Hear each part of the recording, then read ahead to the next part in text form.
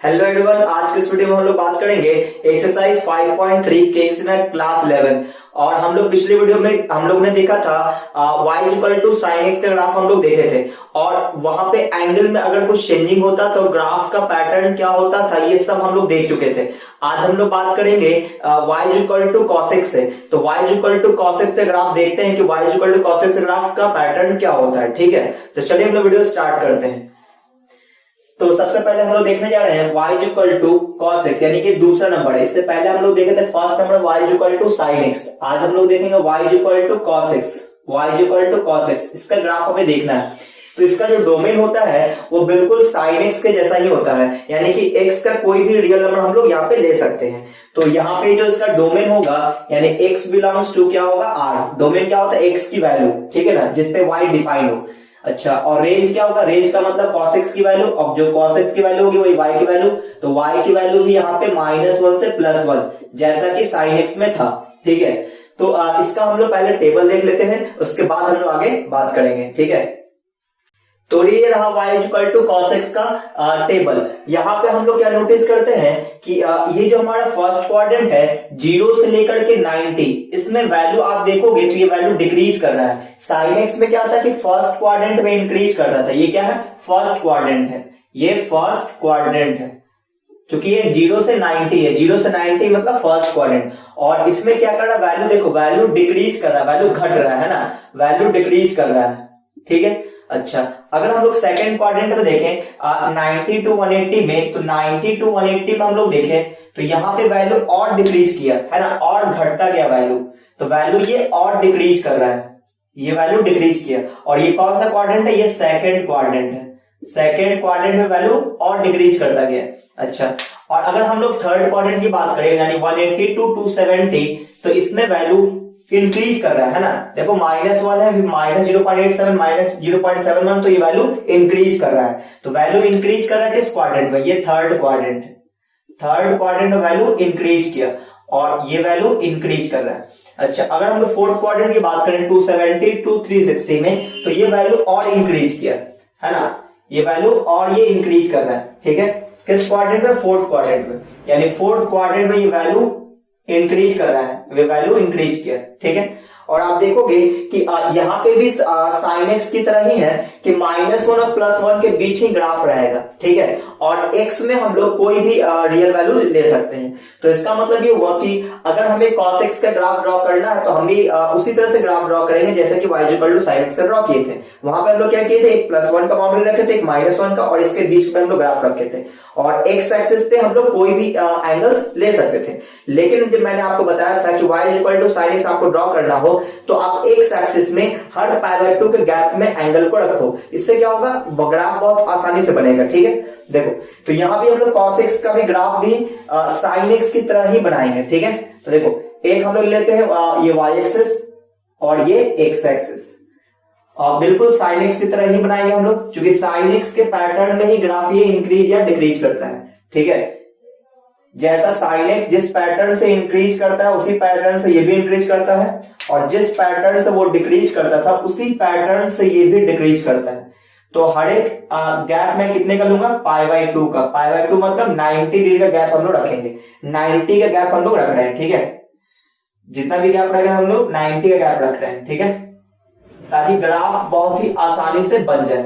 तो ये π/2, ये 1π/2, अगला 2π/2, 2π/2 मतलब पाई, अगला 3π/2, फिर अगला 4π/2 यानी कि 2π, अगला 5π/2, अगला 6π/2 यानी कि 3π।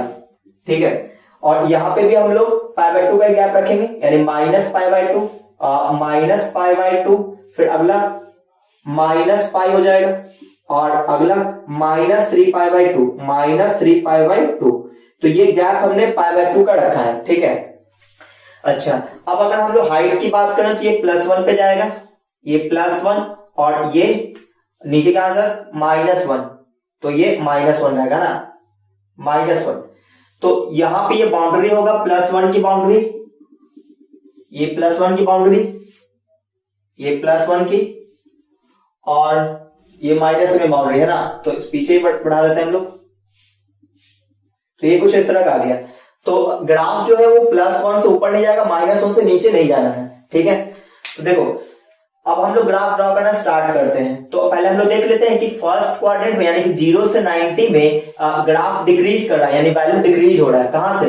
1 से 0, यानी 1 से 0, यानी y एक्सिस पे 1 यहां पे होगा और y एक्सिस पे 0 कहां मिलेगा? तो y एक्सिस 0 मतलब कि x एक्सिस पे मिलेगा। ठीक है, देखो जब हमारा x कोऑर्डिनेट 0 है, x 0 है, तो y 1 है, तो y 1 यहां पे आएगा। ठीक है, और जब हम लोग 90 लेंगे यानी π/2, तो π/2 पर 0 मिलेगा, तो π/2 ये रहा, तो 0 यहीं पे मिलेगा। ठीक है, और फिर हम लोग ये बढ़ेगा, फिर सॉरी और ये घटेगा और कहां तक जाएगा? -1 तक। कब? जब 180 पे -1, तो 180 पे -1। तो आपको बस ये नोटिस करना है कि 0 कहां हो रहा है, +1 कब मिल रहा है, -1 कब मिल रहा है। साइन एक्स का ग्राफ भी जब मैंने ड्रॉ किया था तो मैंने आपको बताया था कि आप बस ये नोटिस करो कि 0 कब मिलेगा, -1 कब मिलेगा, +1 कब मिलेगा। ठीक है, और उसको मार्क कर दो और फिर उसी जिस पैटर्न से इंक्रीज करता है उसी पैटर्न से डिक्रीज करता है। तो अब देखो 3π/2 की बात करें, 270 पे आप देख लो क्या है, 0 है, तो 0 ये भी मिलेगा। और फिर 2π पे देखो, तो 2π मतलब 360 पे क्या मिलेगा? 1, तो 360 पे मिलेगा 1, यहां पे आएगा, है ना। तो ग्राफ कुछ यहां मिलेगा। अब देखो यहां पे हम लोग अब ड्रॉ करने वाले हैं ग्राफ। तो हमें पता है कि 0 पे 0 है और π/2 पे, तो 0 से π/2 वैल्यू डिक्रीज कर रहा है, तो डिक्रीज कर रहा है तो कुछ इस पैटर्न से ये डिक्रीज करेगा। ठीक है, और फिर और डिक्रीज करेगा, तो नीचे ये और डिक्रीज करता हुआ कहां चला जाएगा? -1 पे। फिर ये इंक्रीज करेगा किस क्वाड्रेंट में? ये हमारा थर्ड क्वाड्रेंट है, थर्ड क्वाड्रेंट में इंक्रीज करेगा वैल्यू, ये इंक्रीज किया, ये थोड़ा ज्यादा मूव हो गया है ना, तो ये कुछ इंक्रीज किया है ना, ये इंक्रीज किया और फिर ये और इंक्रीज करेगा और इंक्रीज करता हुआ कहां तक जाएगा? 1 तक। ठीक है, तो ये हो गया 0 से 2π के बीच cos x का ग्राफ। अगर हम लोग आगे और ड्रॉ करना चाहे तो आगे और ड्रॉ कर सकते हैं। तो बस इसी ग्राफ को रिपीट करते जाना है, इसी ग्राफ को आगे भी रिपीट कर सकते हो, इसी ग्राफ को इस साइड में रिपीट कर सकते हैं। ठीक है, तो देखो मैं ग्राफ को रिपीट कर देता हूं। तो देखो ग्राफ जब रिपीट हो गया यहां से रिपीट होना शुरू हुआ। ठीक है, और 3π पे क्या मिलेगा? -1, 3π पे ये -1 मिलेगा और ये ग्राफ इस तरह चलता रहेगा। और अगर मैं इसी ग्राफ को लेफ्ट साइड रिपीट करूं तो ये कुछ ऐसा मिलेगा, -π/2 पे -1 और -π पे -1 आएगा। ठीक है, और ये 3π/2 पे ये 0 मिलेगा। तो ग्राफ कुछ इस तरह से रिपीट कर दिया हमने। ठीक है, तो ये ग्राफ होगा किसका? y = cos x का। अब यहां पे काम की चीजें क्या है वो सुनना। काम की चीज ये है कि अगर किसी ने बोला कि बताओ कि यहाँ पे cos x जो है वो cos x 0 कब कब मिल रहा है, तो इसका मतलब ये हुआ कि जब इस एक्सिस को ग्राफ कट करेगा उस एक्सिस पे cos x 0 देगा। ठीक है, तो देखो π/2 पे ये कट किया तो π/2 पे cos x 0 होता है, यानी कि 90 पे 0 होता है cos। फिर 3π/2 पे भी कट किया, इसका मतलब 3π/2 पे भी cos 0 होगा। 5π/2 पे कट किया, यहाँ पे भी क्या होगा? cos x 0 मिलेगा।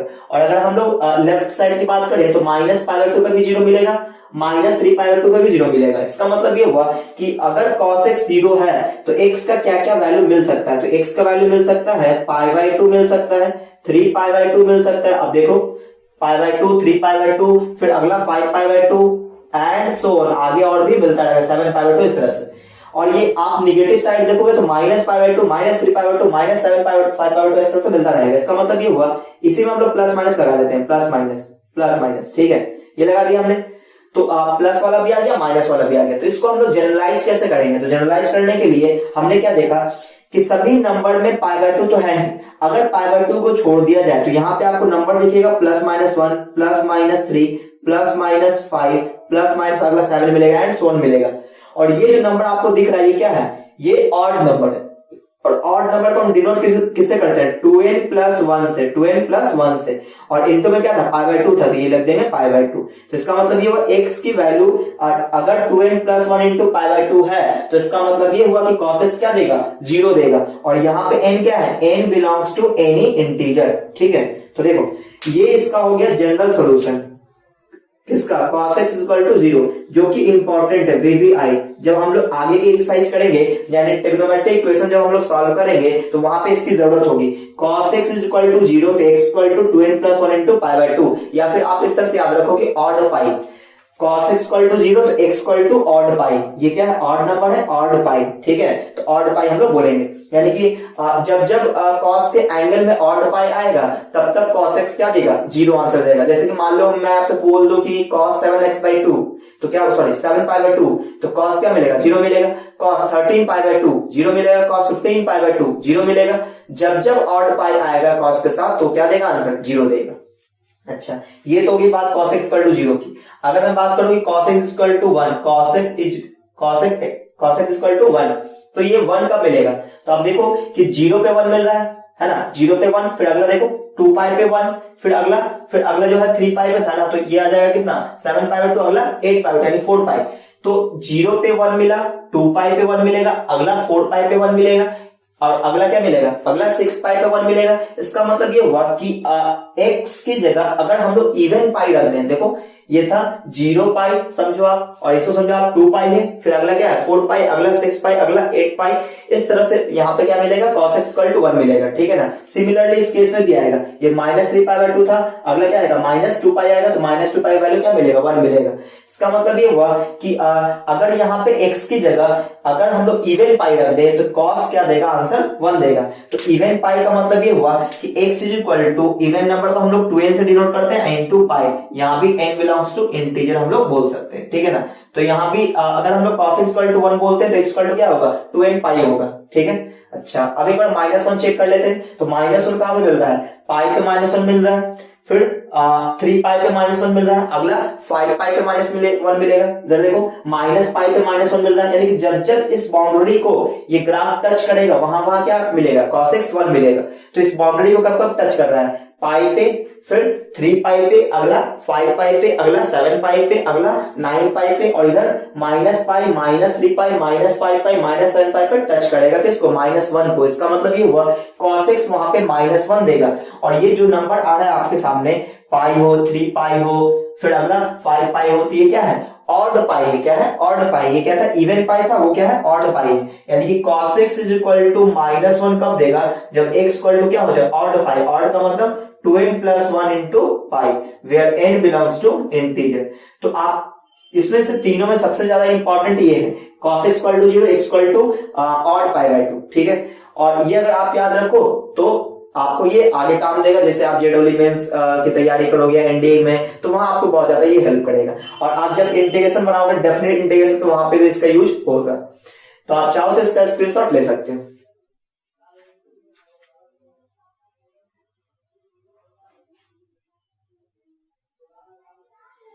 तो उम्मीद आप लोग स्क्रीनशॉट ले चुके होंगे। तो अब हम लोग बात कर लेते हैं इसी ग्राफ में कि अगर मान लो कि यहाँ पे अगर 2 से मल्टीप्लाई कर दिया जाए, इसमें 2 से मल्टीप्लाई कर दिया जाए, जैसे y equal to 2 cos x, y equal to 2 cos x लिख दिया जाए, तो क्या चेंजिंग आएगा ग्राफ में। तो मैंने आपको पिछले वीडियो में बताया था कि अगर हम लोग sin x के साथ मल्टीप्लाई करते हैं कोई नंबर, या cos x के साथ अगर मल्टीप्लाई करते हैं तो उसका हाइट में चेंजिंग होता है ना। cos का जो कॉफिशिएंट है ये क्या बताएगा, इसका हाइट बताएगा। तो यहाँ पे cos x का कॉफिशिएंट यहाँ पे क्या था, कुछ नहीं था 1 था, इसलिए ये हाइट +1 और ये हाइट -1, सॉरी ये हाइट तो +1 है लेकिन नीचे साइड -1 पे कट किया। तो यहाँ पे ये 2 का मतलब ये होगा कि यहाँ पे 2 हो जाएगा और ये -2 हो जाएगा, ठीक है ना, बस इतना अंतर होगा। अच्छा, और अगर मैं बात कर लूं कि इसी ग्राफ में अगर मैं बात करूं कि cos 2x से ग्राफ ड्रॉ करके दिखाओ, तो कैसे दिखाएंगे। तो मैंने आपको पिछले वीडियो में दिखाया था sin 2x से ग्राफ ड्रॉ करके, ठीक है ना। बस उसी तरीके से हम लोग cos 2x का भी ग्राफ ड्रॉ करेंगे, ठीक है ना। तो मैं इस अभी टेबल को मिटा देता हूँ, थोड़ा सा स्पेस मिल जाएगा, तो मैं आपको कुछ कैलकुलेशन करके दिखाऊंगा। तो ये आप नोट कर लेना, बहुत ही इंपॉर्टेंट है। तो इसको मिटा दे रहा हूं फिलहाल। अब देखो मैं इसी ग्राफ में cos 2x को ड्रॉ करके दिखाता हूं, ठीक है। तो आप लोग ध्यान से देखना। देखो अगर हमें y equal to cos 2x draw करना है, y equal to cos 2x, तो इसमें क्या होगा, तो यहाँ पे क्या है कि अगर मैं cos 2x की बात करूं तो जैसे कि हम लोग cos x को ग्राफ ड्रॉ किए थे उसी तरह से हम cos 2x को भी ड्रॉ करेंगे, ठीक है ना। बस आपको ये ध्यान रखना है कि cos x का ग्राफ का जो नंबर है कहां कहां पे ये कट करता है वो आपको याद रखना है। जैसे कि आप sin x में याद रखे थे कि 0 पे 0 होता है, π/2 पे 1 होता है, पाई पे 0 होता है, फिर 3π/2 पे -1 होता है। इस तरह से आपको याद रखना है किसका, cos x का, कि 0 पे 1 होता है, पाई बाय 2 पे 0 होता है, पाई पे -1 होता है, 3 पाई बाय 2 पे 0 होता है, 2 पाई पे 1 होता है। बस इतना आपको याद रखना है। 0 से 2 पाई के बीच का ग्राफ आपको याद रखना है, आप cos 2x का ग्राफ बना पाओगे। यानी कि अगर cos 2x का ग्राफ बनाना हो, cos 3x का ग्राफ बनाना हो, cos x माइनस पाई 4 का ग्राफ बनाना हो, cos x प्लस पाई 3 का ग्राफ बनाना हो, इन सब के लिए आपको cos x का ग्राफ आना चाहिए, मतलब इसके पेरेंट्स का ग्राफ आपको आना चाहिए। cos x इसका पेरेंट्स हो गया। अब इसके डेरिवेटिव का भी हम लोग बना सकते हैं ग्राफ। तो देखो कैसे, अब हमने cos x का ग्राफ याद कर लिया है, तो cos 2x का ग्राफ ड्रॉ करना बहुत ही आसान है। क्या चेंजिंग आएगा? सिर्फ एंगल में चेंजिंग आएगा, ठीक है ना। देखो कैसे, अब देखो cos 2x का ग्राफ ड्रॉ करना है, तो हमने सोचा कि देखो 0 पे ये 1 दे रहा है, तो क्या हुआ होगा कि x की जगह ये 0 रखा गया होगा, तभी तो cos 1 दिया होगा। तो इसका मतलब ये हुआ कि हम लोग 2x की जगह ये 0 रख देंगे, तो ये क्या बन जाएगा? 1 बन जाएगा। तो अगर हम लोग 2x की जगह 0 रख दें, तो y की वैल्यू क्या मिलेगा? 1। तो इसका मतलब ग्राफ कुछ यहीं से जाएगा। किसके लिए? cos 2x के लिए भी ग्राफ यहीं से जाएगा, यहीं से गुजरेगा, ठीक है। आगे, अच्छा अब आगे बात करते हैं। अब ये पाई बाय 2 है, तो इसका मतलब ये हुआ x की जगह पाई बाय 2 रखा गया होगा, तो cos x 0 दिया होगा। तो यहाँ पे x की जगह कौन है? 2x है, तो जरूर 2x की जगह हम लोग पाई बाय 2 रखेंगे, तो कितना आएगा? x equal to pi by 4। इसका मतलब ये हुआ कि ये पाई बाय 2 पे 0 दे रहा है, कौन? cos x। तो cos 2x क्या होगा? पाई बाय 4 पे 0 देगा, ठीक है। तो पाई बाय 2 पे कट ना करके कहां पर कट करेगा? पाई बाय 4 पे। तो ये रहा पाई बाय 4, ठीक है। तो यहां पे ये कट करेगा, तो इसको मैं मार्क कर देता हूं ब्लैक से, ठीक है। ये रहा एक पॉइंट, दूसरा पॉइंट ये है, यानी कि जो पाई बाय 2 पे कट करना चाहिए तो वो पाई बाय 2 पे कट नहीं करके क्या करेगा? 0 से पाई बाय 4 पे ही कट कर देगा। अच्छा आगे बात करते हैं। यहां पे देखो, ये पाई पे -1 दे रहा था, इसका मतलब ये होगा कि जरूर x की जगह पाई रखा गया होगा, तब ये -1 दिया होगा। तो यहां पे क्या होगा कि 2x की जगह हम लोग पाई रखेंगे, 2x की जगह हम लोग पाई रखेंगे, तो x की वैल्यू क्या आएगा? पाई बाय 2। तो पाई पे ये -1 दे रहा है, कौन? cos x। तो cos 2x जो है वो पाई बाय 2 पे ही -1 देगा, यानी पाई बाय 2 पे क्या देगा? -1 देगा। यहां पे ये -1 देगा, ये रहा यहां पे। तो ये ग्राफ कुछ इस तरह का आएगा और ये कुछ इस तरह से जाएगा, ठीक है। आगे बढ़ते हैं। देखो 3 पाई बाय 2 पे ग्राफ 0 दे रहा है, इसका मतलब ये होगा कि जरूर x की जगह 3 पाई बाय 2 रखा गया होगा। तो यहाँ पे 2x की जगह हम लोग 3 पाई बाय 2 रखेंगे, तो इसका मतलब ये होगा कि 2x की जगह हम लोग 3 पाई बाय 2 रखेंगे, और फिर यहां से x की वैल्यू निकालेंगे, तो 3 पाई बाय 4 आएगा। 3 पाई 4 का मतलब 135 डिग्री, और 135 lies between pi by 2 and pi के बीच में, एकदम एग्जैक्ट बीच में आएगा। 135 डिग्री 90 और 180 के बीच में आता है, तो ये हो जाएगा 3 पाई बाय 4। इस पे वैल्यू क्या देगा? इस पे वैल्यू 0 देगा। जो काम ये 3 पाई बाय 2 पे हो रहा था, वही काम ये 3 पाई बाय 4 पे होगा, ठीक है ना, इस तरह से। अब आगे बढ़ते हैं। अब है अगला 2 पाई। 2 पाई पे वैल्यू क्या मिल रहा है? 1। जब x की जगह 2 पाई रखा गया होगा तो वैल्यू 1 मिला होगा। इसका मतलब ये हुआ कि यहाँ पे 2x की जगह 2 पाई रखना पड़ेगा। तो अगर हम लोग 2x की जगह 2 पाई रख दें, तो x की वैल्यू क्या आएगा? x की वैल्यू पाई। इसका मतलब ये हुआ कि पाई पे ही क्या दे देगा? +1 देगा, यानी कि वैल्यू +1 मिलेगा। जो 2 पाई पे +1 देगा, तो ये क्या देगा? पाई पे ही +1 दे देगा। तो यहाँ पे ग्राफ मिलेगा, ये रहा, ठीक है। अब देखो मैं इसको ब्लैक से ड्रॉ कर देता हूं, ठीक है। ग्राफ कुछ इस तरह से गया, डिक्रीज हुआ, ये और डिक्रीज हुआ, है ना। अब ये इंक्रीज करेगा और फिर ये और इंक्रीज किया, तो ग्राफ कुछ ये बन गया। तो आप देखो, जो cos x का ग्राफ ये था, अब ये cos 2x का ग्राफ ये हुआ। इसका मतलब ग्राफ क्या हुआ? कंप्रेस कर गया, यानी कि टाइम पीरियड घट गया, फ्रीक्वेंसी बढ़ गया, ठीक है। जबकि अगर हम cos x की बात करें तो 0 से 2 पाई में ये एक साइकिल कवर किया, यानी cos x का टाइम पीरियड 2 पाई हो गया। जबकि अगर हम cos 2x की बात करें तो 0 से पाई में ही ये एक साइकिल कवर कर गया, तो cos 2x का टाइम पीरियड हो गया पाई, सही ना। और cos x का टाइम पीरियड 2 पाई, ठीक है। टाइम पीरियड क्या होता है? एक साइकिल जितने एंगल पे ये कवर किया। अब देखो यहां पे हम लोग बात कर लेंगे किस पे कि cos 2x से ग्राफ हम लोग सीख गए। इसका मतलब जिस तरह से हम लोग sin 2x से ग्राफ ड्रॉ किए थे, उसी तरह से हम cos 2x का भी ड्रॉ कर देंगे। इसका मतलब ये होगा, अगर sin x का ग्राफ हमें पता है तो sin 2x का ग्राफ हम लोग ड्रॉ कर सकते हैं, sin x माइनस पाई 4 का ग्राफ ड्रॉ कर सकते हैं, जो कि मैंने पिछले वीडियो में बताया था। और आज के दिन हम लोग क्या देखें? cos x का ग्राफ अगर हमें याद है तो हम लोग cos 2x का भी ग्राफ ड्रॉ कर सकते हैं, cos 3x का भी ड्रॉ कर सकते हैं, cos x माइनस पाई 4 का भी ड्रॉ कर सकते हैं। चलो मैं आपको cos x माइनस पाई 4 का ड्रॉ करके दिखाता हूं, ठीक है। तो मैं इसको मिटा देता हूं, ठीक है ना। आप चाहो तो इसका स्क्रीनशॉट ले सकते हो।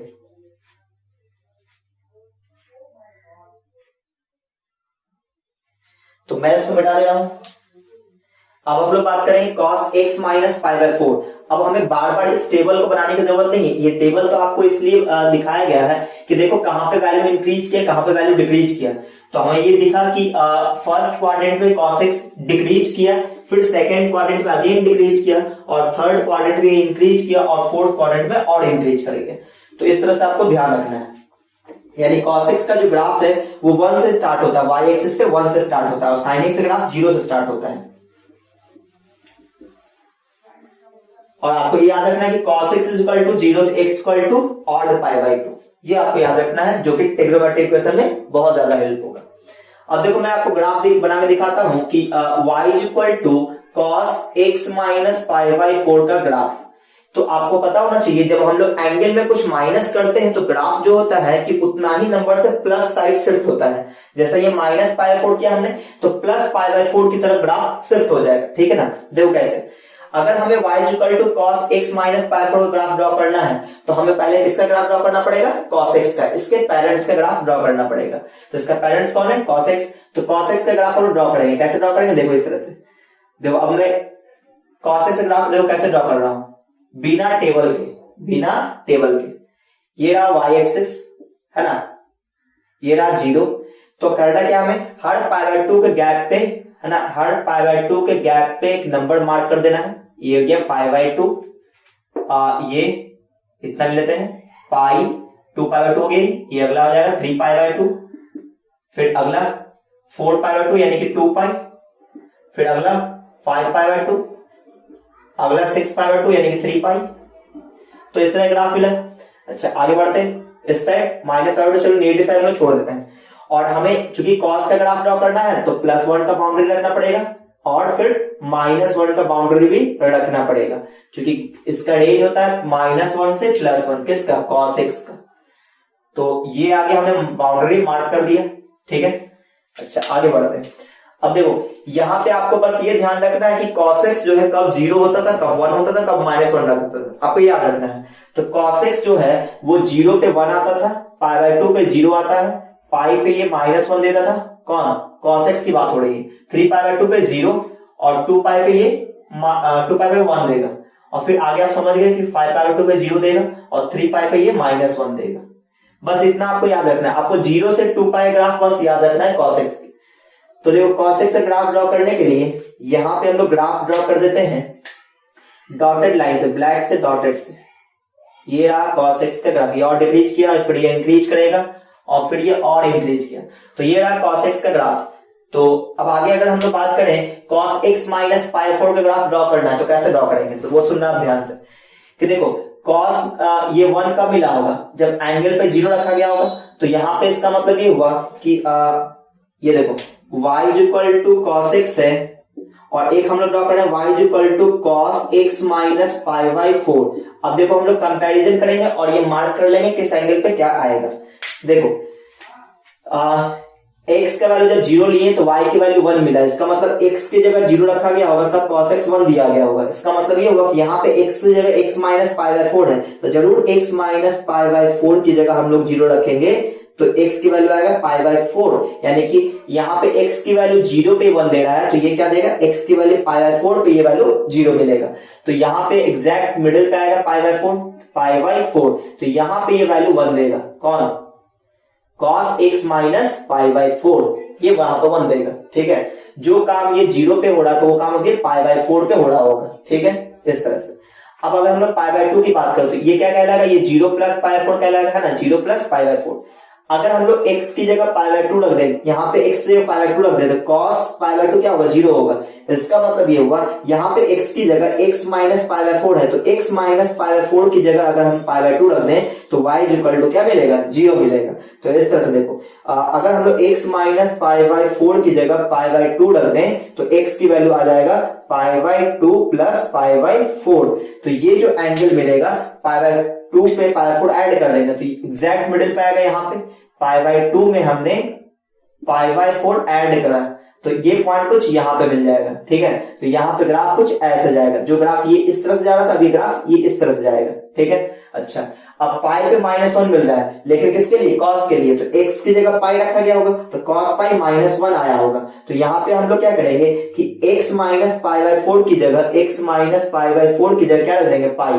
तो ये आ जाएगा x equal to pi plus pi. तो इसका मतलब एग्जैक्ट मिडिल में आएगा, इसके इन दोनों के एग्जैक्ट मिडिल पे आएगा, क्योंकि गैप कितने का? 90 का है। तो पाई/4 का मतलब होता है उसके जस्ट हाफ, पाई प्लस पाई/4। तो यहाँ पे क्या मिलेगा? -1 मिलेगा। जो वैल्यू आपको पाई पे -1 मिल रहा था, वो पाई प्लस पाई/4 पे -1 मिलेगा। अच्छा, आगे बढ़ते हैं। अब अगर हम लोग 3π/2 पे बात करें, 3π/2 पे cos x क्या है? 0 है, यानी x की जगह 3π/2 रखा गया होगा, तब ये 0 मिला होगा। तो यहाँ पे x की जगह क्या है? x माइनस पाई/4 है, तो हम लोग बोलेंगे x माइनस पाई/4 की जगह क्या रखा गया होगा? 3π/2। तो x की वैल्यू आनी चाहिए 3π/2 प्लस पाई/4, ठीक है। तो आप देखोगे कि 3π/2 प्लस पाई/4 एग्जैक्ट मिडिल में आएगा, यानी कि यहाँ पे 3π/2 प्लस पाई/4। तो यहाँ पे क्या मिलेगा? यहाँ पे मिलेगा 0। जैसे कि 3π/2 0 मिल रहा था, यहाँ पे 0 मिलेगा, ठीक है। आगे बढ़ते हैं। 2π पे ये 1 देना है, इसका मतलब x की जगह 2π रखा गया होगा, तब ये 1 दिया होगा। यहाँ पे x की जगह क्या है?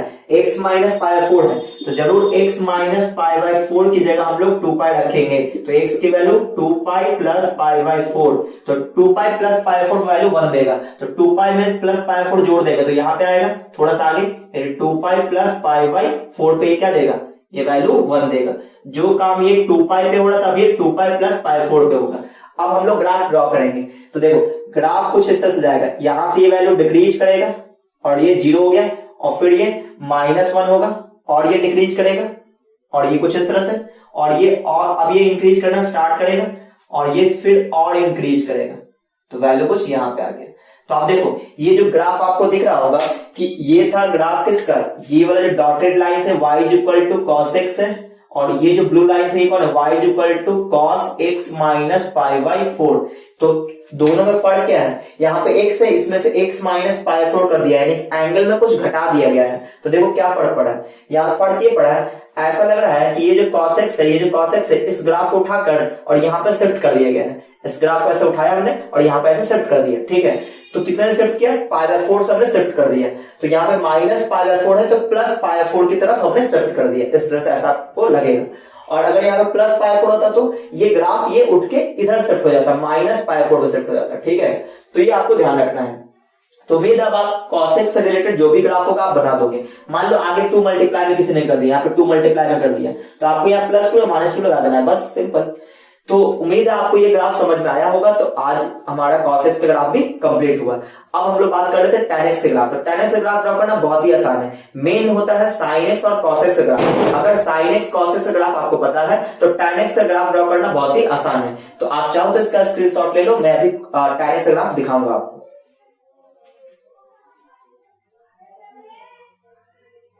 तो उम्मीद आप लोग स्क्रीनशॉट ले चुके होंगे। अब हम लोग बात करेंगे y equal to tan x पे। तो देखते हैं हम लोग tan x से ग्राफ हम लोग कैसे ड्रॉ करते हैं। तो मेन क्या था? sin x। अगर sin x आपको पता है और cos x पता है तो ये दो जो ग्राफ है बहुत ही इंपॉर्टेंट होता है, बहुत ज्यादा यूज में आता है। y equal to sin x और y equal to cos x से ग्राफ आपका फिजिक्स में भी यूज होगा। तो अगर तुम्हें sin x cos x से ग्राफ आता है तो tan x का ग्राफ ड्रॉ करना बहुत ही आसान है, ठीक है। देखो कैसे। अब हम लोग तीसरे नंबर पे बात करने वाले हैं, यानी y equal to tan x। इसका ग्राफ हमें ड्रॉ करना है। तो सबसे पहले इसका डोमेन और रेंज लिख लेते हैं। डोमेन का मतलब x का वैल्यू। तो यहाँ पे x का वैल्यू क्या होता है? तो x का वो वैल्यू हम लोग लेते हैं जिसपे y डिफाइंड हो। तो आपको पता होना चाहिए tan x तो अनडिफाइंड होता है। तो tan x का रेशियो क्या होता है? tan x का रेशियो होता है sin x by cos x, sin x by cos x। तो इसका मतलब ये हुआ कि tan x जो है अनडिफाइंड कहां पे होगा? जहां पे cos x 0 होगा। कोई भी रेशियो अनडिफाइंड कब होता है? जब उसका डेनोमिनेटर 0 हो जाए, जब उसका हर 0 हो जाए। इसका मतलब जहां पे cos x 0 होगा वहां पे tan x अनडिफाइंड मिलेगा, और जहां जहां tan अनडिफाइंड मिलेगा उस x की वैल्यू को डोमेन में हम लोग नहीं रखते हैं। तो इसका मतलब ये हुआ कि जहां जहां cos x 0 होगा वहां tan x अनडिफाइंड होगा। तो cos x 0 कब होता है? जब x is equal to 2n + 1 × π/2 हो जाए। आपको मैंने दिखाया था, जो मैंने ग्राफ बनाया था कि x की वैल्यू ऑड पाई पे cos क्या मिलता है, 0 मिलता है, और जहां जहां cos 0 होगा वहां वहां tan अनडिफाइंड होगा। इसका मतलब ये हुआ कि एक डोमेन में यानी x के वैल्यू में ये एंगल नहीं होना चाहिए, उसी को हम लोग डोमेन बोलेंगे। x का वो वैल्यू जिसपे y डिफाइंड हो, अनडिफाइंड वाला वैल्यू हम लोग नहीं लेते हैं। तो यानी कि x का वैल्यू क्या होगा, एनी रियल नंबर हो सकता है, लेकिन उसमें से क्या नहीं होगा, 2n + 1 × π/2 नहीं होगा, ठीक है ना। क्यों? क्योंकि इस पे वैल्यू अनडिफाइंड मिलने वाला है। अच्छा, अब y की वैल्यू क्या होगी, तो y की वैल्यू -∞ से +∞, मतलब एनी रियल नंबर, y की वैल्यू एनी रियल नंबर होता है, ये आपको पहले से पता है। अच्छा, तो इसका ग्राफ ड्रॉ करने के लिए आपको करना क्या है, आपको करना बस ये है कि एक y एक्सिस ड्रॉ करना है, एक x एक्सिस ड्रॉ करना है, हर एक π/2 पे एक वर्टिकल लाइन ड्रॉ कर लेना है। देखो कैसे, ये हमने लिया x एक्सिस और यहां पे ले लेते हैं एक y एक्सिस, ठीक है, क्योंकि ग्राफ जो है कि ऊपर +∞ तक जाएगा और नीचे -∞ तक जाएगा, है ना, ये बिल्कुल बाउंडेड नहीं होगा, सही है। अब हर एक π/2 के गैप पर हम लोग एक नंबर मार्क कर देते हैं, π/2 के गैप पे, π/2 1 π/2 हो गया, अगला 2 π/2, 2 π/2 मतलब पाई, अगला 3 π/2, फिर अगला 4 π/2 यानी कि 2 पाई, फिर अगला 5 π/2, और ये कुछ इस तरह से चलता रहेगा, ठीक है। अगर हम लोग नेगेटिव साइड की बात करें तो -π/2, -π/2, ये तो ये -π/2, अगला -π हो जाएगा, फिर अगला -3 π/2, और ये चलता रहेगा। और ऊपर हम लोग कोई मार्किंग नहीं करेंगे, क्यों? क्योंकि y की वैल्यू -∞ से +∞, यानी कि नीचे से नीचे तक जाएगा, ऊपर से ऊपर तक जाएगा। अच्छा, अब देखो यहाँ पे क्या होता है कि tan x जो होता है वो इस एंगल पे अनडिफाइंड मिलता है, इस एंगल पे क्या देगा, अनडिफाइंड देगा। अनडिफाइंड मतलब इंफिनिटी को मैच करेगा, तो दो लाइन इंफिनिटी को मैच करता है, इसका मतलब वहां पे लाइन पैरेलल होता है। तो जब भी आपको ये बोला जाए कि ये इंफिनिटी को मैच करेगा, इसका मतलब ये हुआ कि ये लाइन पैरेलल आप ड्रॉ कर देना इस तरह से। तो हमने क्या किया, π/2 पे हर π/2 के गैप पे एक वर्टिकल लाइन ड्रॉ कर लिया। क्यों? क्योंकि यहाँ पे ग्राफ नहीं मिलने वाला है, ये बिल्कुल इंफिनिटी को टेस्ट करेगा, तो हम लोग इसके पैरेलल ग्राफ दिखा देंगे, ठीक है। हर π/2 के गैप पे आपको वर्टिकल लाइन ड्रॉ कर लेना है, क्योंकि हर π/2 पे ये क्या होगा कि अनडिफाइंड होगा, कौन, tan x। तो हर एक π/2 के गैप पे आपको एक वर्टिकल लाइन इस तरह से ड्रॉ कर लेना है, ठीक है। किसके लिए, tan x के लिए। tan x का जो ग्राफ होगा उसको ड्रॉ करने के लिए हम लोग एक y एक्सिस लेते हैं, एक x एक्सिस लेते हैं, और हर एक π/2 के गैप पे वर्टिकल लाइन ड्रॉ कर लेते हैं। इसके बाद क्या करना है, एनालाइज करना है। 0 से π/2 को हम लोग फर्स्ट क्वाड्रेंट बोलते हैं, π/2 से पाई को हम लोग सेकंड क्वाड्रेंट, पाई से 3 π/2 को थर्ड क्वाड्रेंट, एंड 3 π/2 से 2 पाई को हम लोग फोर्थ क्वाड्रेंट बोलेंगे। तो जो फर्स्ट क्वाड्रेंट होता है इसमें tan क्या होता है, पॉजिटिव होता है, tan की वैल्यू पॉजिटिव होता है। अब देखो यहाँ पे ये क्या है, ये है 0, तो 0 जो है वो दो क्वाड्रेंट का बाउंड्री है, एक तो हो गया फर्स्ट क्वाड्रेंट, एक हो गया फोर्थ क्वाड्रेंट, ठीक है। देखो आप इस तरह से देखे होगे, ये होता है 0, ये होता है π/2, ये होता है पाई, ये होता है 3 π/2, और ये फिर अगेन 2 पाई आता है। तो 0 से अगर हम लोग प्लस करें तो वो π/2 यानी कि फर्स्ट क्वाड्रेंट में जाएगा, और 0 अगर माइनस कर दे तो वो फोर्थ क्वाड्रेंट में चला जाएगा। तो ये आपको ध्यान रखना है। तो देखो 0 से अगर हम लोग प्लस करें तो ये फर्स्ट क्वाड्रेंट में आएगा, और जैसे देखो ये π/2 है, तो π/2 से अगर हम लोग माइनस करें तो फर्स्ट क्वाड्रेंट में, π/2 जस्ट प्लस कर देंगे तो ये हमारा सेकंड क्वाड्रेंट में चला जाएगा। अब आपको tan x से ग्राफ ड्रॉ करने के लिए आपको तीन चीजों पे ध्यान रखना है। क्या क्या, एक तो ये 0 कब मिलेगा, +∞ कब देगा, और -∞ कब देगा। sin x और cos x का ग्राफ ड्रॉ करने के लिए हम लोग तीन चीजें देखते थे, 0 कब देता था, -1 कब देता था, +1 कब देता था। जबकि tan x का ग्राफ ड्रॉ करने के लिए आपको देखना पड़ेगा 0 कब देगा, इंफिनिटी कब देगा, और -∞ कब देगा, ठीक है ना, ये आपको ध्यान में रखना है। अब देखो हमें ये पता है कि tan x जो है 0 कब कब देगा, तो वो ध्यान सुनना, tan x जो होता है वो क्या होता है, रेशियो होता है, किसका, sin x और cos x का रेशियो होता है। तो कोई भी रेशियो 0 कब होता है, जब उसका ऊपर वाला पार्ट 0 हो जाए, यानी कि न्यूमरेटर 0 हो जाए। तो इसका मतलब जहां पे sin x 0 होगा वहीं पर tan x भी 0 देगा। तो sin x 0 कहां पे होता है, n पाई पे। मैंने आपको पहले वीडियो में बताया था कि sin x = 0, तो x = n पाई। n पाई बोले का मतलब 1 पाई पे, 2 पाई पे, 3 पाई पे, 4 पाई पे, 5 पाई, सब पे 0 मिलेगा, कौन, sin x। और जहां पे साइन एक्स जीरो वहां पे tan एक्स भी जीरो मिलेगा। इसका मतलब देखो जीरो पे भी tan क्या देगा, जीरो देगा। क्यों? क्योंकि यहाँ पे भी साइन जीरो देता है। पाई पे भी साइन क्या देगा, जीरो देगा। क्यों? तो यहाँ पे tan भी जीरो होगा। और 2 पाई पे भी tan क्या देगा, जीरो देगा। ठीक है ना? तो ये आपको ध्यान में रखना है। पाई पे भी क्या, माइनस पाई पे क्या देगा, जीरो देगा। जहां जहां साइन जीरो होता है वहां वहां tan जीरो देता है। अब हम लोग ढूंढते हैं कि प्लस इनफिनिटी कब देगा, माइनस इनफिनिटी कब देगा। तो पाई बाय 2 पे जहां जहां cos x जीरो होगा वहां वहां इनफिनिटी देगा cos x। अब ये अलग बात है, कहीं पे प्लस इनफिनिटी देगा, कहीं पे माइनस इनफिनिटी देगा। तो cos x जो है वो जीरो कब होता है, ऑड पाई पे, यानी कि पाई बाय 2 पे, 3 पाई बाय 2 पे, 5 पाई बाय 2 पे, 7 पाई बाय 2 पे, इस पे होगा। तो देखो ये रहा पाई बाय 2, यहाँ पे cos x जीरो होगा यानी कि tan x अनडिफाइंड होगा। तो यहाँ पे अनडिफाइंड मिलेगा। अब हमें ये देखना है कि प्लस इनफिनिटी या माइनस इनफिनिटी। तो पाई बाय 2 से जस्ट पहले की बात करें तो ये प्लस इनफिनिटी होगा। क्यों? क्योंकि पाई बाय 2 से जस्ट पहले ये फर्स्ट क्वाड्रेंट कहलाएगा। पाई बाय 2 से जस्ट पहले मतलब फर्स्ट क्वाड्रेंट, और पाई बाय 2 से जस्ट बाद मतलब सेकंड क्वाड्रेंट, और सेकंड क्वाड्रेंट tan नेगेटिव होता है। तो पाई बाय 2 से जस्ट पहले की बात करें तो tan x जो है वो प्लस इनफिनिटी देगा। और प्लस इनफिनिटी देने का मतलब ये इस तरह से आएगा, कुछ पैरेलल लाइन खींच दी ताकि ये क्या आया, ये इनफिनिटी को मैच कर रहा है, यानी पाई बाय 2 पे इनफिनिटी मिल रहा है। इनफिनिटी को हम लोग कट नहीं कराते, थोड़ा सा पैरेलल से दिखा देते हैं। ठीक है ना? अच्छा, फिर आपको ये ध्यान आना चाहिए कि tan x के जो वैल्यू है वो वैल्यू क्या होता है, इंक्रीज करता है। कब? हम लोग फर्स्ट क्वाड्रेंट में देखते हैं तो sin x का वैल्यू इंक्रीज कर रहा है और cos x का वैल्यू डिक्रीज कर रहा है, यानी कि नीचे वाला वैल्यू घट रहा है, ऊपर वाला वैल्यू बढ़ रहा है। तो कोई भी रेशियो में अगर ऊपर की वैल्यू बढ़े नीचे की वैल्यू घटे तो वो वैल्यू और ये बढ़ता चला जाता है। तो 0 से पाई बाय 2 में tan x की वैल्यू बढ़ेगा। तो बढ़ेगा कुछ किस तरह से बढ़ेगा, कुछ इस तरह से बढ़ेगा, और तब कहां तक चला जाएगा, ये इन्फिनिटी को चला जाएगा। तो ये रहा। तो आप देखें कि 0 से पाई बाय 2 में tan x की वैल्यू ये इंक्रीज करेगा इस तरह से। ठीक है?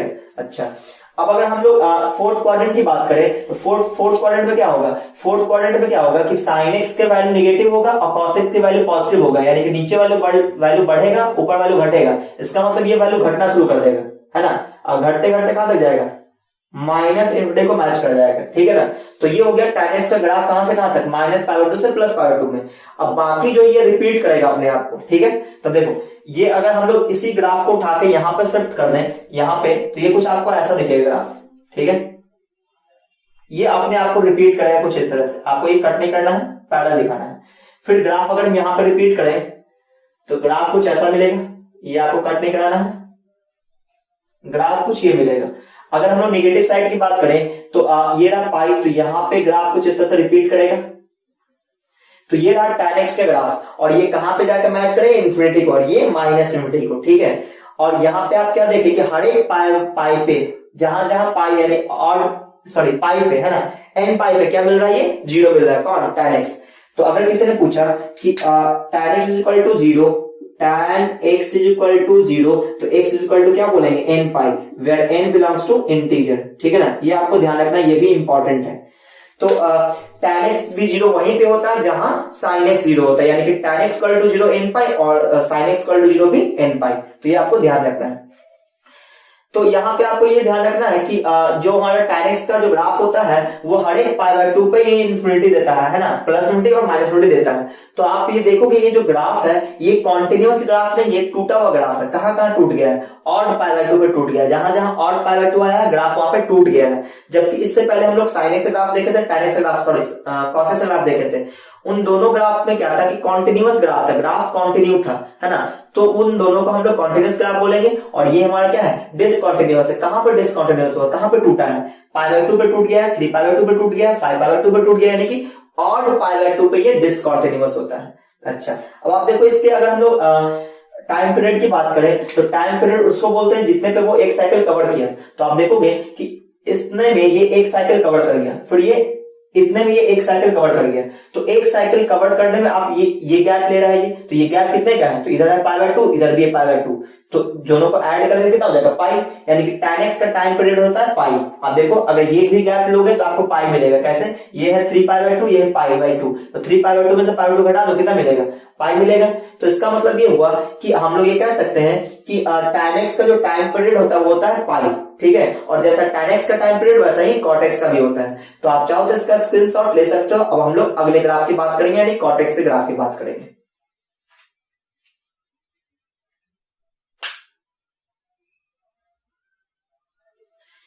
तो उम्मीद आप लोग ये समझ गए होंगे।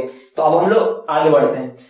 अब देखो यहाँ पे अब हम लोग कॉटेक्स की बात करेंगे, तो कॉटेक्स के ग्राफ ड्रॉ करने के लिए आपको ये पता होना चाहिए कि कॉटेक्स जो है किसका रेशियो होता है। तो कॉटेक्स जो होता है cos x by sin x का रेशियो होता है। तो जहां पे ऊपर वाला पार्ट जीरो होगा वहां पे कॉटेक्स भी जीरो होगा, और जब हमारा नीचे वाला पार्ट यानी कि sin x जहां पे जीरो होगा वहां कॉटेक्स अनडिफाइंड होगा, क्योंकि sin x क्या होता है cos x में डिनोमिनेटर में आपको दिखता है। तो कॉटेक्स से ग्राफ ड्रॉ करने के लिए भी हम लोग tan x की तरह ही ड्रॉ करेंगे। ठीक है, देखो y इक्वल टू, अगर हम चौथे ग्राफ की बात करें y equal to cot x की, तो cot x से ग्राफ ड्रॉ करने के पहले x की वैल्यू देखेंगे। तो x की वैल्यू का मतलब डोमेन हुआ। डोमेन क्या होता है? x की वो सभी वैल्यू जिसपे y डिफाइंड हो। तो हम लोग ये ढूंढते हैं कि कहां पे ये अनडिफाइंड होता है। तो अगर हम लोग y equal to cot x की बात करें तो cot x जो होता है वो किसका रेशियो होता है? cos x by sin x का रेशियो होता है। तो जहां पे sin x जीरो होगा वहां पे y क्या होगा? अनडिफाइंड होगा। ये क्या होगा? अनडिफाइंड होगा, इन्फिनिटी होगा। सही है, तो इसका मतलब sin x कहां जीरो होता है? n पाई पे। तो n पाई पे जहां पे जीरो होता है वहां पे cot x अनडिफाइंड होगा। तो हम लोग क्या बोलेंगे? x में वो सभी वैल्यूज ले लेंगे, सभी रियल वैल्यू लेंगे, लेकिन उस वैल्यू को हटा देंगे जहां पे ये अनडिफाइंड होगा। कहां पे अनडिफाइंड होगा? n पाई पे। तो यहाँ पे लिख दिया हम लोग n पाई, जहां पे n क्या है? एनी इंटीजर है। अच्छा, फिर आपको ये ध्यान रखना है कि इसका रेंज क्या होगा? रेंज मतलब cot x की वैल्यू। तो यहाँ पे रेंज इसका होता है माइनस इन्फिनिटी से प्लस इन्फिनिटी, है ना? बिल्कुल tan के जैसा, बिल्कुल tan के जैसा। अच्छा, अब इसका ग्राफ हम लोग ड्रॉ कैसे करेंगे? तो जिस तरह से हम लोग tan x का ग्राफ ड्रॉ किए तो उसी तरह से हम लोग cot x का भी ड्रॉ करेंगे। यहाँ भी आपको ध्यान रखना है कि प्लस इन्फिनिटी, माइनस इन्फिनिटी और जीरो कब मिलेगा। तो इसके लिए भी हम लोग क्या करेंगे? एक y एक्सिस ड्रॉ करेंगे और एक x एक्सिस ड्रॉ करेंगे। तो जो tan x का ग्राफ आप लोग ड्रॉ किए थे उसमें आपको माइनस पाई बाय 2 से प्लस पाई बाय 2 के बीच का ग्राफ आपको ध्यान में रखना है, वो सबसे ज्यादा यूज में आता है। ठीक है, ये रहा जीरो। अब हम लोग बात करें cot x के ग्राफ की बात करें तो जिस तरह से tan x का ग्राफ ड्रॉ किए थे उसी तरह से हम लोग cot x का भी ड्रॉ करेंगे। तो हर एक पाई बाय 2 पे हम लोग गैप ले लेंगे, और ऐसा काम हम लोग साइन कॉस में भी करते थे। बस यहाँ पे क्या है? एक वर्टिकल लाइन हम लोग ड्रॉ करेंगे, एक वर्टिकल लाइन ड्रॉ करेंगे। कहां पे? हर एक पाई बाय 2 के गैप पे हम लोग एक वर्टिकल लाइन ड्रॉ कर लेंगे। ठीक है, क्योंकि इसमें क्या होता है? ग्राफ इन्फिनिटी को टेंस कर रहा होता है, और माइनस पाई ये माइनस 3 पाई बाय 2। तो हर एक पाई बाय 2 के गैप पे एक वर्टिकल लाइन इस तरह से हम लोग ड्रॉ कर लेते हैं। हर एक पाई बाय 2 के गैप पे इस तरह से वर्टिकल लाइन ड्रॉ कर लेंगे। किसके लिए? cot x के लिए। tan x और cot x के लिए हम लोग ऐसा करते हैं, हर पाई बाय 2 के गैप पे एक वर्टिकल लाइन ड्रॉ कर लेते हैं, क्योंकि ये इंफिनिटी है ना को टेस्ट कर रहा होता है। अच्छा, तो अब क्या करेंगे हम लोग? अब ये देखेंगे कि ये cot x जीरो कब होगा, इन्फिनिटी कब होगा, माइनस इन्फिनिटी कब होगा। तो देखो यहां पे क्या है कि cot x का रेशियो होता है cos x by sin x। जहां पे cos x जीरो होगा वहां पे cot x जीरो होगा। देखो cot x जो होता है वो क्या होता है? cos x by sin x। तो ऊपर वाला पार्ट जब जीरो होगा तो cot x भी जीरो होगा। तो cos x जीरो कब होता है? तो cos x जीरो होता है ऑड पाई बाय 2 पे। ऑड पाई बाय 2 पे क्या होता है? जीरो होता है। इसका मतलब ये हुआ cot x जो है वो पाई बाय 2 पे जीरो देगा, 3 पाई बाय 2 पे जीरो देगा, 5 पाई बाय 2 पे जीरो देगा, है ना? माइनस पाई बाय 2 पे जीरो देगा और 3 पाई बाय 2 पे जीरो देगा। ठीक है, अच्छा, इसका मतलब जीरो और पाई पे वो इन्फिनिटी देने वाला है। अब कब इन्फिनिटी देगा, कब माइनस इन्फिनिटी देगा, ये देखना है। तो देखो ये जीरो से आगे अगर हम बढ़े तो फर्स्ट क्वाड्रेंट कहलाएगा। तो फर्स्ट क्वाड्रेंट में क्या होता है? ऑल पॉजिटिव होता है। तो जीरो पे तो cot x इन्फिनिटी देगा, लेकिन कैसा इन्फिनिटी देगा? प्लस इन्फिनिटी देगा। इसका मतलब ये हुआ कि प्लस इन्फिनिटी देगा, मतलब ग्राफ ऊपर से इस तरह से आएगा, है ना? इस तरह से। इसका मतलब ये हुआ कि जीरो से पाई बाय 2 में cot x डिक्रीज कर रहा है। क्यों? क्योंकि cos x का वैल्यू डिक्रीज करता है और sin x का वैल्यू इंक्रीज करता है। तो नीचे बढ़ रहा है, ऊपर घट रहा है, तो ओवरऑल रेशियो क्या होगा? घटेगा। इसका मतलब ये हुआ कि जीरो से पाई बाय 2 जाएंगे, यानी फर्स्ट क्वाड्रेंट में cot x का वैल्यू घटेगा, और ये घटता हुआ कहां चला जाएगा? बिल्कुल जीरो पे। और फिर ये और घटेगा और ये बिल्कुल माइनस इन्फिनिटी पे। क्योंकि पाई बाय 2 से जस्ट पहले की अगर बात करें तो ये कहलाता है सेकंड क्वाड्रेंट, और सेकंड क्वाड्रेंट में ये क्या होता है? नेगेटिव, तो ये माइनस इन्फिनिटी मिलेगा। अच्छा, अब इसी ग्राफ को आपको रिपीट कर देना है। तो देखो इसको उठा के यहाँ पे आप रख दो तो ग्राफ आपको कुछ इस तरह का मिलेगा, है ना? तो ये आपको फ दिख रहा होगा, फ, है ना? हिंदी में जो हम लोग कका का पढ़ते हैं उसका फ, इस तरह से। और यहाँ पे अगर हम लोग ग्राफ की बात करें इसको उठा के यहाँ पे रख देंगे तो ये ग्राफ कुछ इस तरह का दिखेगा आपको। ठीक है, तो ये इस तरह ग्राफ कुछ मिला। आगे में बात करें तो ग्राफ कुछ इस तरह से जाएगा। तो ये रहा किसका ग्राफ? cot x का ग्राफ। तो cot x जीरो कहां पे होता है? जहां पे cos x जीरो होता है। इसका मतलब ये हुआ कि अगर आपसे किसी ने पूछा कि cot x is equal to 0, तो x इज इक्वल टू क्या बोलोगे 2n+1 इंटू पाई बाई 2, जहां पे cos x 0 वहीं पे cot x भी 0, तो ये आपको ध्यान में रखना है। सही है, तो ये रहा किसका ग्राफ, cot x का ग्राफ। अब हम लोग बात करेंगे sec x के ग्राफ की, ठीक है ना। तो आप लोग चाहो तो इसका स्क्रीनशॉट ले सकते हैं।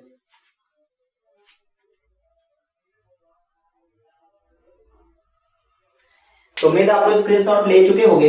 अब देखो, अब हम लोग बात करेंगे sec x की ग्राफ की। तो देखो sec x का ड्रॉ करना भी बहुत ही आसान है। तो आपने देखा कि अगर हम लोग sin x और cos x का ग्राफ ड्रॉ कर लिए तो बाकी का ग्राफ तो बहुत ही आसान होता है ना, बिना टेबल के हम लोग ड्रॉ कर पाते हैं।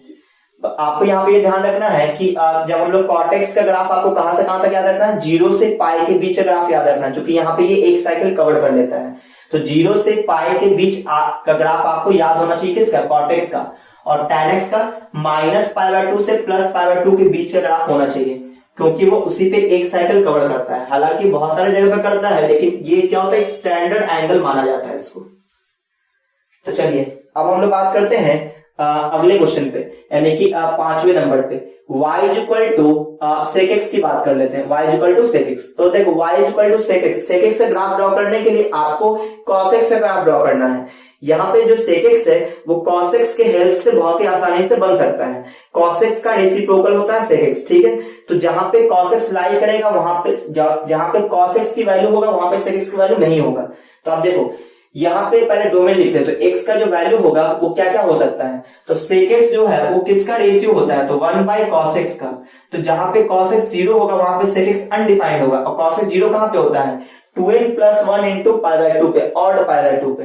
इसका मतलब एनी रियल नंबर ले सकते हैं, लेकिन 2n+1 इंटू π/2 को छोड़ करके ये वैल्यू हमें नहीं लेना है। क्यों, क्योंकि इस पे ये क्या देगा, अनडिफाइंड देगा।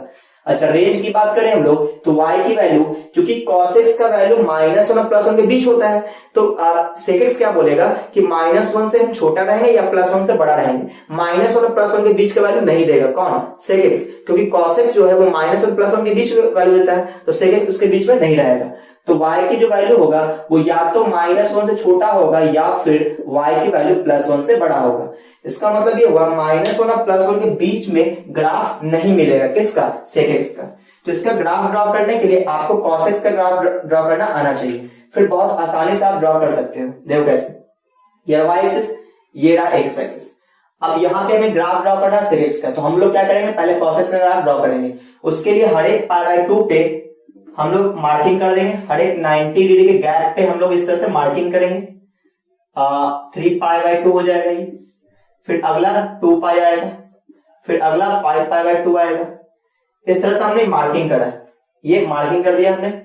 ये कितना, -π/2, ये कितना, -π, और ये -3π/2, और ये -2π हो जाएगा, ठीक है। अब यहाँ पे आपको क्या करना है कि वर्टिकल लाइन भी ड्रॉ कर देना है। क्यों, क्योंकि ये भी अनडिफाइंड देता है, ये भी अनडिफाइंड देता है। हालांकि पहले हम लोग cos x का ग्राफ ड्रॉ करेंगे, उसके बाद हम लोग sec x को ड्रॉ करेंगे। तो cos x का ड्रॉ करने के लिए हमें क्या जरूरत है, एक ऊपर एक +1 और -1 की बाउंड्री की जरूरत है, ठीक है। ये आपको पता होगा, जहां जहां ये जिस ग्राफ में ये अनडिफाइंड देता है वहां हम लोग वर्टिकल लाइन इस तरह से ड्रॉ करते हैं। अब देखो, cos x का ग्राफ ड्रॉ करना है तो एक +1 की बाउंड्री लेना पड़ेगा और एक -1 की बाउंड्री लेना पड़ेगा। अब यहाँ पे इस तरह से ड्रॉ कर देंगे ताकि ग्राफ जो है cos x का ग्राफ इसके ऊपर ना जाए, ठीक है। ये +1 की बाउंड्री है, और क्योंकि ये थोड़ा तिरछा हो गया तो इसको थोड़ा मैं सही कर देता हूं, है ना। तो ये कुछ इस तरह से जाएगा, ये +1 की बाउंड्री और ये -1 की बाउंड्री। तो cos x का ग्राफ अगर हम लोग दिखाएं तो ये +1 -1 के बीच में ही ग्राफ रहेगा। तो cos x का ग्राफ हम लोग ड्रॉ कैसे करते थे, 0 पे 1 मिलता था, फिर π/2 पे 0, पाई पे -1, और 3π/2 0, 2π पे 1, और आपको और ड्रॉ करना हो तो ये 5π/2 0 मिलेगा। यानी ग्राफ कुछ इस तरह से जाएगा, है ना। किसका, cos x का ग्राफ, ये किसका ग्राफ है, cos x का। तो cos x का ग्राफ कुछ इस तरह से मिलता है, ठीक है। ये किसका ग्राफ है, cos x की। अगर हम लोग sec x की ग्राफ की बात करें तो आपको क्या करना है, ये जो आपको इस तरह से कर्व दिख रहा है, ये कर्व है ना, ये 1 को टच किया, बस इस ग्राफ को आपको इस तरह से फ्लिप कर देना है, इसको उठा के इस तरह से फ्लिप कर देना ऊपर की ओर। तो जैसे इसको फ्लिप करना है तो आप ये जो ग्राफ है इसको कट करना है, इस लाइन को आपको इस लाइन को कट नहीं कराना है, पैरेलल देना है। क्यों? क्योंकि -π/2 पे sec x इंफिनिटी मिलेगा, π/2 पे भी इंफिनिटी मिलेगा। तो आपको क्या करना है, इसको फ्लिप कर देना है। फ्लिप करते ही आपका ग्राफ कुछ ऐसा मिलेगा, है ना, ये इसको ऐसा लग रहा है, इसको फ्लिप कर दिया गया है, ठीक है ना। तो ये ग्राफ किसका है? sec x का है। फिर देखो ये जो पोर्शन है, ये जो ग्राफ का पोर्शन है, इस पोर्शन को हम लोग नीचे की ओर फ्लिप कर देंगे, ठीक है। तो नीचे की ओर फ्लिप कर देंगे तो ग्राफ कुछ ऐसा मिलेगा। हाँ, यहाँ पे पैरेलल रखना है, कट नहीं कराना है। ये कट कर सकेगा, कट करेगा, लेकिन ये कट नहीं करेगा क्योंकि यहाँ पे क्या मिलेगा? इंफिनिटी मिलेगा, ठीक है ना। अच्छा, ये जो ग्राफ आपको दिख रहा है, ये वाला पोर्शन, इसको उठा के ऊपर फ्लिप कर देना है, लेकिन यहां से पैरेलल दिखाना है इस तरह से आपको, क्योंकि यहाँ पे क्या मिलेगा? इंफिनिटी मिलेगा, ठीक है।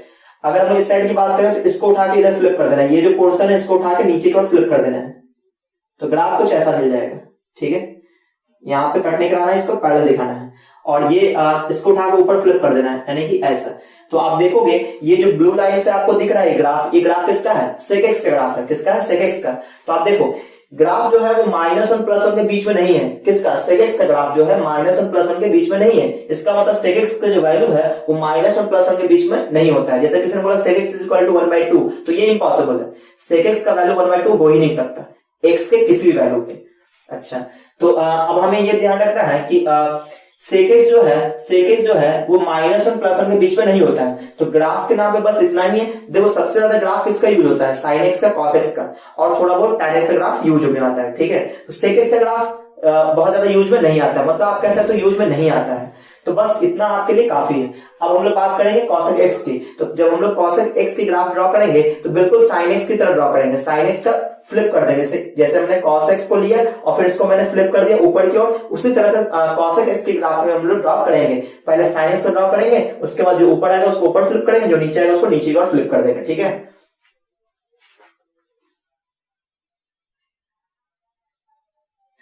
तो उम्मीद आप लोग स्क्रीनशॉट ले चुके होंगे। अब मैं आपको दिखाता हूं कि cosec x के ग्राफ हम लोग कैसे ड्रॉ करेंगे। तो cosec x का ग्राफ ड्रॉ करने के लिए बिल्कुल हम लोग sin x का ग्राफ ड्रॉ करेंगे। जिस तरह से अभी मैंने cos x का ग्राफ ड्रॉ करके फिर sec x को ड्रॉ किया, उसी तरह से आपको पहले sin x का ड्रॉ कर लेना है। उसके बाद है ना, -1 और +1 के जो बाउंड्री होगा उस पे ग्राफ को फ्लिप कर देना है ऊपर की ओर, +1 से ऊपर की ओर, -1 से नीचे की ओर फ्लिप कर देना है बस। तो ग्राफ आपका मिल जाएगा किसका? cosec x का। तो देखो cosec x का ग्राफ ड्रॉ करने के लिए पहले हम लोग लिख लेते हैं y = cosec x। तो इसका डोमेन क्या होगा? तो यहाँ पे x की वैल्यू, तो cosec x जो है वो किसका रेशियो होता है? cosec x जो होता है 1/sin x का रेशियो होता है। तो जहां पे sin x 0 होगा वहां पे cos x अनडिफाइंड होगा। अब आप लोग ये सोच रहे हैं कि बार बार अनडिफाइंड क्यों चेक करते हैं? क्योंकि डोमेन का मतलब ये होता है कि x का वो सभी वैल्यू जिसपे y अनडिफाइंड ना हो। तो हम लोग क्या करते हैं, जहां जहां अनडिफाइंड होता है उस वैल्यू को निकाल लेते हैं, उसमें से माइनस कर देते हैं, ठीक है। देखो तो cosec x अनडिफाइंड कब होगा? जब sin x 0 होगा। तो sin x 0 कब होता है? n पाई पे। इसका मतलब ये हुआ कि x का वैल्यू कोई भी रियल नंबर ले सकते हैं, लेकिन n पाई को छोड़ करके। क्यों? क्योंकि अगर n पाई में से कोई वैल्यू अगर हम लोग रख दिए तो cosec x अनडिफाइंड हो जाएगा, वो डोमेन में नहीं आएगा। तो यहाँ पे हमने ऑल रियल नंबर ले लिया n पाई को छोड़ करके। क्यों? क्योंकि n पाई पे y अनडिफाइंड होने वाला है। अच्छा, अब हम लोग रेंज की बात करते हैं। तो cosec x का वैल्यू भी क्या होगा? -1 से छोटा होगा, +1 से बड़ा होगा। क्यों? क्योंकि sin x का वैल्यू -1 +1 के बीच होता है। तो cosec x का वैल्यू -1 से छोटा होगा या +1 से बड़ा होगा। तो यहाँ पे हम लोग बोलेंगे y की जो वैल्यू होगा वो छोटा होगा -1 से, या फिर y की वैल्यू +1 से बड़ा होगा। ये आपको ध्यान रखना है। अच्छा, अब हम लोग बात कर लेते हैं ग्राफ की। तो ग्राफ ड्रॉ करने के लिए पहले हम लोग sin x से ग्राफ को ड्रॉ करेंगे। तो ये रहा y एक्सिस, ये रहा x एक्सिस। फिर आपको पता होगा कि अगर हमें sin x से ग्राफ ड्रॉ करना है तो उसके लिए हमें एक +1 -1 की बाउंड्री रखना पड़ेगा। किस पे? y एक्सिस पे, ठीक है। किस पे? y एक्सिस पे। तो तिरछा हो गया। तो y एक्सिस पे +1 -1 की बाउंड्री करेंगे, और यहाँ पे हम लोग x एक्सिस पे हर एक पे π/2 का गैप हम लोग मार्क कर देंगे। ये हो गया पाई, ये हो जाएगा 3π/2, ये हो जाएगा 2π, और ये आ जाएगा 5π/2। अब ये आ जाएगा कितना? -π/2, और ये -π, और ये -3π/2, और इस तरह से हम लोग ये मार्किंग कर दी। क्योंकि साइन एक्स अगर आप ड्रॉ करना है तो यहाँ पे +1 का बाउंड्री हमें मार्क करना होगा और इधर -1 का बाउंड्री। तो +1 के बाउंड्री को भी मार्क कर देते हैं कुछ इस तरह से, और फिर ये -1 की बाउंड्री, और इस साइड अगर हम बात कर लें तो इस साइड इस तरह से खींच देते हैं नेगेटिव साइड, और हर एक π/2 पे यहाँ पे एक वर्टिकल लाइन भी दिखा लेते हैं हम लोग इस तरह से, क्योंकि cosec x अनडिफाइंड होता है इसलिए हमें पैरेलल दिखाना पड़ेगा, जबकि sin x और cos x कहीं भी अनडिफाइंड नहीं देता है, इसलिए sin x और cos x के लिए हमें कोई प्रॉब्लम नहीं है, लेकिन बाकी सभी के लिए हमें ध्यान में रखना होता है चीजें। तो इस तरह से मैंने वर्टिकल लाइन खींच दी है। अब देखो हम लोग sin x ड्रॉ करते हैं तो उसके लिए हमें याद होना चाहिए 0 पे 0 होता है, π/2 पे 1 होता है, पाई पे 0 होता है, और 3π/2 पे -1 होता है, 2π पे 0 होता है। तो ग्राफ कुछ इस तरह से जाता है, ब्लैक से ड्रॉ कर देता हूं। देखो ग्राफ कुछ इस तरह से जाएगा, किसका, sin x से ग्राफ, ये रहा sin x से ग्राफ, ठीक है। ये जो मैंने डॉटेड लाइन से दिखाया किसका, sin x के ग्राफ मैंने ये दिखाया है, ठीक है, इस तरह से।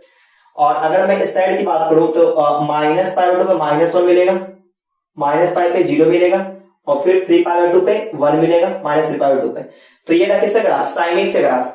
अब हमें cosec x का ग्राफ ड्रॉ करना तो बहुत ही आसान है, ये +1 का बाउंड्री है, जहां पे जो पोर्शन ये टच कर रहा होगा उसको उठा के ऊपर फ्लिप कर देंगे। तो ये जो पोर्शन है ना, इस +1 का बाउंड्री को टच किया तो इसको उठा के ऊपर फ्लिप कर देंगे। तो जैसे ही फ्लिप करेंगे तो आपको ये ध्यान रखना है, ये जो यहाँ पे कट किया यहाँ पे कट नहीं कराना है, यहाँ पे आपको पैरेलल देना है। क्यों, क्योंकि ये इन्फिनिटी होता है इस पे, ठीक है, ये पैरेलल आपको दिखाना है। फिर ये जो बाउंड्री है, ये जो पोर्शन है, ये पोर्शन ये -1 को टच किया तो इसको उठा के नीचे फ्लिप कर देना है, लेकिन कट नहीं कराना है, कट नहीं कराना है ना, कट नहीं कराना है। तो ये -1 नीचे हमने फ्लिप कर दिया। ये जो पोर्शन यहाँ पे टच कर रहा था, ये जो पोर्शन है इसको उठा के ऊपर फ्लिप कर देंगे, लेकिन कट नहीं कराना है। अच्छा, ये जो पोर्शन है ये यहाँ -1 पे टच कर रहा है तो नीचे हम लोग फ्लिप कर देंगे, लेकिन कट नहीं कराना है। और ये जो पोर्शन है, ये जो पोर्शन है इसको हम लोग ऊपर की ओर फ्लिप कर देंगे, लेकिन कट नहीं कराना है। तो ये जो ब्लू लाइन से मैंने आपको दिखाया ये ग्राफ किसका है, ये ग्राफ है cosec x का ग्राफ है, ठीक है। अब आपको ये ध्यान रखना है कि cosec x का वैल्यू भी -1 और +1 के बीच में नहीं होता है। देखो -1 और +1 के बीच में ग्राफ cosec x का नहीं है, +1 से ऊपर है या फिर -1 से नीचे है। तो यही इसका रेंज होता है कि -1 से छोटा या +1 से बड़ा। तो ये आपको ध्यान में रखना है। अच्छा, तो ये हो गया किसका, ये हो गया आपका cosec x का ग्राफ। तो ऑलरेडी हम लोगों ने सभी ग्राफ हम लोग देख चुके हैं, और एक्सरसाइज 5.3 में जितना भी ग्राफ था लगभग हम लोग सभी को देख चुके हैं। तो उम्मीद है आपको ये समझ में आया होगा। तो ये एक्सरसाइज हुआ कंप्लीट। अगले वीडियो में मैं अगले एक्सरसाइज के साथ आऊंगा, यानी कि ट्रिग्नोमेट्रिक इक्वेशन का। तो उसको में हम लोग देखेंगे ट्रिग्नोमेट्रिक इक्वेशन। अगले वीडियो में हम लोग ट्रिग्नोमेट्रिक इक्वेशन देखेंगे, लेकिन आपको ये सब याद होना चाहिए जो मैंने आपको यहाँ पे बताया है, ठीक है ना। तो उम्मीद आपको ये समझ में आया होगा। तो अगर आपको ये अच्छा लगा वीडियो तो वीडियो को लाइक कीजिए, अपने दोस्तों में शेयर कीजिए, और अगर आप मेरे चैनल पर पहली बार आए तो चैनल को सब्सक्राइब कर ले और बेल आइकन जरूर दबा दे, ताकि जैसे मैं कोई नया वीडियो डालूंगा आपको नोटिफिकेशन मिल जाएगा।